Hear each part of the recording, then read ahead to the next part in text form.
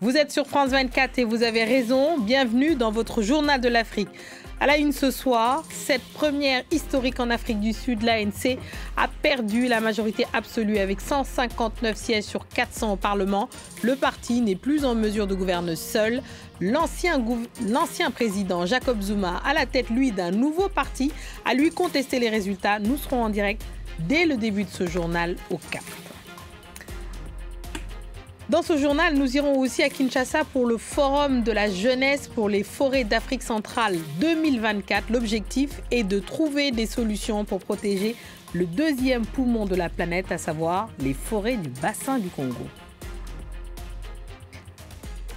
Et le focus de ce dimanche soir nous conduit au Burkina Faso. Le pays vient de valider des changements politiques importants à travers des assises nationales, prolongation de 5 ans de la transition sur fond de recul démocratique. Quelle est la situation politique et sécuritaire? Nous en parlerons avec notre invité Sten Hadberg, professeur en anthropologie culturelle à l'université d'Uppsala, spécialiste du Burkina Faso. On ouvre ce journal par la fin de l'hégémonie de l'ANC en Afrique du Sud. Le parti au pouvoir depuis 30 ans a perdu la majorité absolue aux élections générales, une première historique depuis la fin de l'apartheid avec seulement 159 sièges sur 400 au Parlement. Et il va devoir former une coalition. Et côté opposition, les contestations se multiplient. On retrouve en direct depuis le Cap Caroline Dumais. Et parmi les contestataires, il y a Jacob Zuma. Caroline, sait-on pourquoi l'ancien président, à la tête d'un nouveau parti dont les scores sont supérieurs aux prévisions, conteste-t-il les résultats ? Effectivement, Jacob Zuma qui conteste, c'est Jacob Zuma qui avait boycotté la cérémonie d'annonce des résultats. Oui, on a une idée, on a une idée pourquoi il les conteste, même s'il n'a pas donné toutes les preuves à la commission électorale.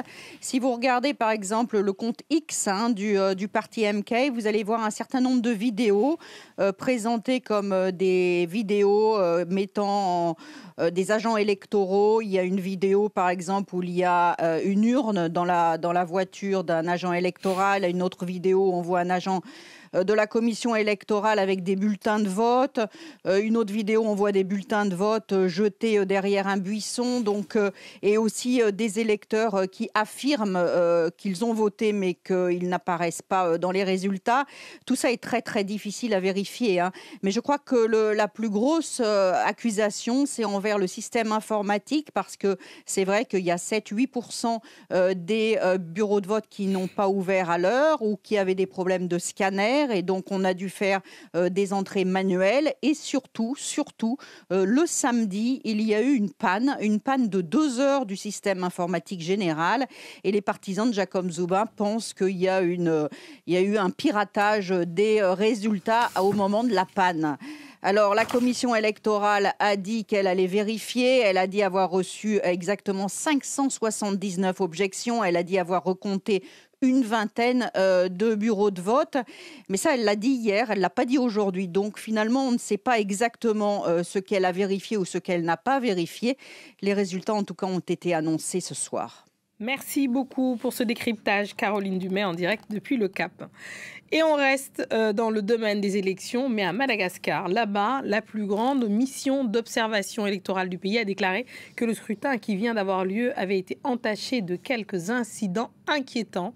Ceci, 3 jours après les législatives qui devaient renouveler entièrement les 163 députés de l'Assemblée nationale. Les résultats seront attendus entre le 8 et le 10 juin qui arrive. C'est le deuxième poumon de la planète. Les forêts du bassin du Congo sont au cœur des discussions avec l'ouverture à Kinshasa du Forum de la jeunesse pour les forêts d'Afrique centrale 2024. Délégations gouvernementales, scientifiques et jeunes vont échanger sur les efforts à mener pour les protéger. Aurélie Bazara, Kibangoula. Pour ces jeunes engagés pour la cause environnementale, pas de doute, l'union fait la force. Ils sont environ 150 à être venus des pays d'Afrique centrale et d'Europe et tous espèrent faire pression sur les gouvernements du bassin du Congo pour qu'ils fassent davantage pour protéger les forêts tropicales. Alors pour rappel, les forêts du bassin du Congo, c'est près de 200 millions d'hectares de massifs forestiers qui s'étendent sur 6 pays. C'est l'un des principaux puits de carbone de la planète. Alors que l'Amazonie émet du carbone plus qu'elle n'en absorbe. Les forêts du Congo, elles, sont encore fonctionnelles. Alors pour ces jeunes, il y a donc urgence à les protéger. Il y a une réelle urgence parce qu'il faut également que l'agenda international mette cette question en avant sur la préservation des forêts du bassin du Congo. Les autres pays ont des concertations régionales, etc. Donc là, ça va être le moment aussi entre les jeunes de se connaître entre nous, de pouvoir mettre des groupes de travail efficaces pour les prochaines COP qui arrivent, mais aussi de mettre la pression aux différents gouvernements, de leur dire qu'on est une jeunesse qui s'impose et qu'on souhaite qu'il y ait plus de projets qui soient mis sur la table et qu'on soit aussi inclus dans les projets de discussion. Nous ne sommes pas juste des jeunes pour faire des photos, mais on est au-delà de ça aussi. Reste à savoir si ces jeunes vont être entendus lors de la réunion du partenariat forestier du bassin du Congo qui doit se tenir la semaine prochaine à Kinshasa. Les défenseurs de l'environnement ont par exemple critiqué la mise aux enchères de 30 blocs pétroliers et gaziers, un tiers de ces blocs étant situés sur des réserves de carbone. Alors si les ONG parlent de conséquences catastrophiques sur le climat, les autorités congolaises, elles expliquent que ces ressources peuvent être une manne financière, environ 2000 milliards de dollars, qui pourrait servir à développer la République démocratique du Congo. Deux anciens candidats à la présidentielle au Gabon ont rejeté le rapport du dialogue national initié en avril par les nouvelles autorités du pays. Ils dénoncent la suspension des partis politiques. Leur sortie publique intervient un mois jour pour jour après la concertation voulue par le comité pour la restauration des institutions au pouvoir à Libreville. Sur place, la correspondance d'Ismaël Obiangze. On ne veut plus de dictat. Depuis les indépendances jusqu'à présent, on a vécu comprimé. Tense Pierre Claver Manganga Moussavou, l'ancien candidat à l'élection présidentielle d'août 2023, refuse de croire que le mal du Gabon vient des partis politiques. Selon lui, ils n'ont eu aucune responsabilité dans la gestion des affaires de l'État. Une réponse contre la suspension provisoire des partis politiques contenue dans les contributions citoyennes du dialogue. Pour le professeur Albert Ondosa, il ne revient pas au pouvoir public de réorganiser les partis politiques, mais aux militants de chaque formation. Visiblement, l'opposition craint que cette mesure serve les intérêts des militaires au pouvoir et d'autres y voient un éventuel début de dérives autoritaires du CTRI. Si on avait l'intention de resserrer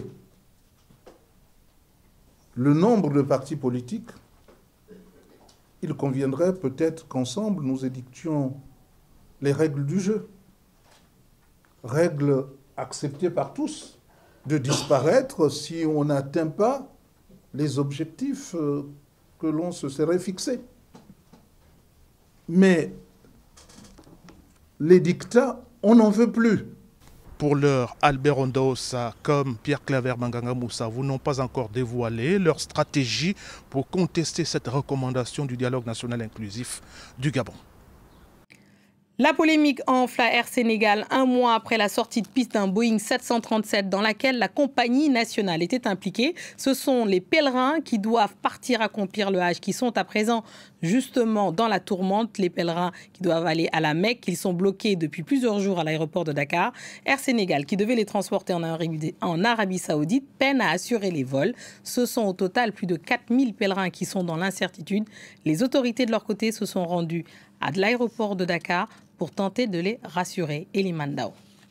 Les images sont devenues virales sur les réseaux sociaux des pèlerins bloqués à l'aéroport international Blaise Diagne de Dakar, des pèlerins qui doivent aller accomplir le pèlerinage musulman à la Mecque, des retards qui peuvent aller jusqu'à 48 heures, m'a confirmé le délégué général pour le pèlerinage à la Mecque, Abdulaziz Mbaye, que j'ai joint au téléphone. Les pèlerins sont dans l'inquiétude et déplorent surtout l'absence de communication de la compagnie Air Sénégal, une compagnie que j'ai moi-même tenté de joindre sans succès. La compagnie Air Sénégal doit convoyer pour cette édition plus de 6000 pèlerins pour la Mecque, compagnie qui traverse une crise ces derniers mois, ces dernières semaines, surtout depuis la sortie de piste du Boeing 737 de la compagnie Transair, dans laquelle elle était indirectement impliquée. Les autorités, de leur côté, tentent de rassurer. Il y a quelques semaines, dans un communiqué, le ministère des Transports avait dit travailler pour assurer la régularité des vols de la compagnie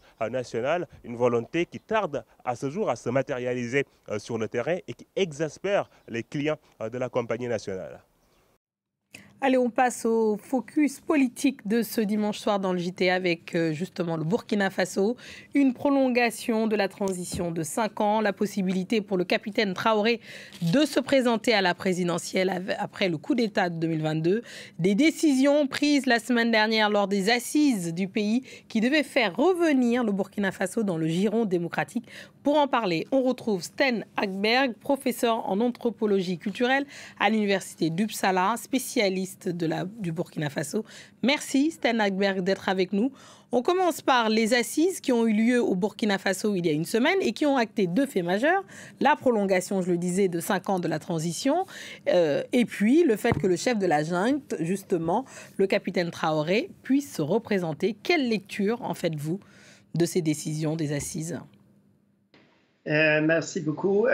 En fait, moi, je pense que c'était assez attendu qu'ils allaient trouver une manière de prolonger la transition parce que le président putschiste, le capitaine Traoré, il a pris le pouvoir le 30 septembre 2022.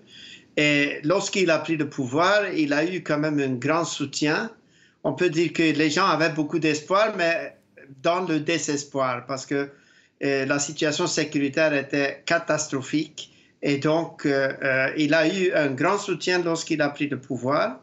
Par la suite, il a pu faire des actes symboliques, il a maintenu son salaire du capitaine au lieu de prendre un salaire présidentiel. Ils ont coupé certaines dépenses du côté de la vie de l'État, des dépenses de la vie de l'État. Maintenant, cette transition initialement reconnue devait prendre fin en quelques mois, à 1 mois de cela. Et donc, ils étaient attendus qu'ils allaient trouver une manière à pouvoir prolonger la transition. Alors, parmi vous en parliez à l'instant, parmi les justifications d'ailleurs du coup d'État, il y a la question sécuritaire. Quels sont les résultats justement sur le plan militaire, sur le volet justement sécuritaire des militaires qui sont au pouvoir? C'est une très bonne question. C'est une question très difficile aussi parce que d'un côté, il y a les informations qui viennent de l'État. Si on peut dire c'est la propagande qui disent que non, on fait des avancées, on est en train de calmer le pays. En même temps, on a toujours des nouvelles attaques qui ont lieu. Donc, je pense que c'est très, très difficile de savoir comment ça avance. Lorsque j'étais au Burkina la dernière fois en février, là, en tout cas, les gens disaient que, en tout cas, il y a une certaine accalmie dans les grandes parties du pays, mais au nord et à l'est, je pense que la situation continue. Et donc, c'est quand même très difficile de dire si on a une avancée. De toute façon, moi, je ne suis pas la personne à le faire. Mais je peux ajouter qu'il y a aussi une mobilisation ce qu'on appelle les voyants, c'est-à-dire les veilles citoyennes qui soutiennent le président et qui cherchent donc à, si vous voulez, dans un certain populisme, cherchent donc à mobiliser le petit peuple, comme on le dit, c'est-à-dire les gens qui veulent protéger le capitaine Traoré. Donc, il a toute une popularité auprès de la situation, auprès de la population. Mais alors, l'autre volet important, c'est la question des droits de l'homme et la liberté de la presse. Les médias étrangers ont été bannis, dont France 24 d'ailleurs, et les autres restreints. Je propose qu'on écoute l'avocat de Guy Hervé Cam, lui-même avocat, défenseur des leaders de la société civile, qui lui-même a été arrêté. On écoute son avocat et on en parle juste après. Nous interpellons en premier lieu le premier responsable du pays, le président de la transition. Parce que pour nous, il s'est porté comme premier garant du respect de la Constitution qui implique le respect des libertés individuelles et collectives, des droits fondamentaux de tous les Burkinabés, y compris de ceux qui ne le supportent pas. Quand je dis qu'ils ne supportent pas, qu'ils ne partagent pas la même vision politique et idéologique que lui. Quand on est président, on n'est pas président uniquement pour ses partisans. On est président pour ses partisans et pour tous les Burkinabés. Une réaction, Sten Hagberg, justement, de ce que vient de dire l'avocat de Guy Hervé Cam sur les libertés et la restriction des libertés de la presse, justement, au Burkina Faso. Je partage son analyse dans le sens qu'on on n'a plus d'état de droit de cette manière, c'est-à-dire on fait une justice taillée sur mesure pour régler les problèmes du jour. Donc on a une inquiétude énorme par rapport à la société civile, la suspension des activités des partis politiques. Donc je suis très préoccupé par cette situation qui est... Voilà. Et donc plus largement, peut-être une dernière question sur la CEDEAO. On a vu les efforts la semaine dernière du président sénégalais à vouloir la réintégration du Burkina Faso à l'organisation sous-régionale. Pensez-vous que cela est possible? Bon, moi je pense que s'il y a quelqu'un qui peut faire quelque chose, c'est le président sénégalais, effectivement.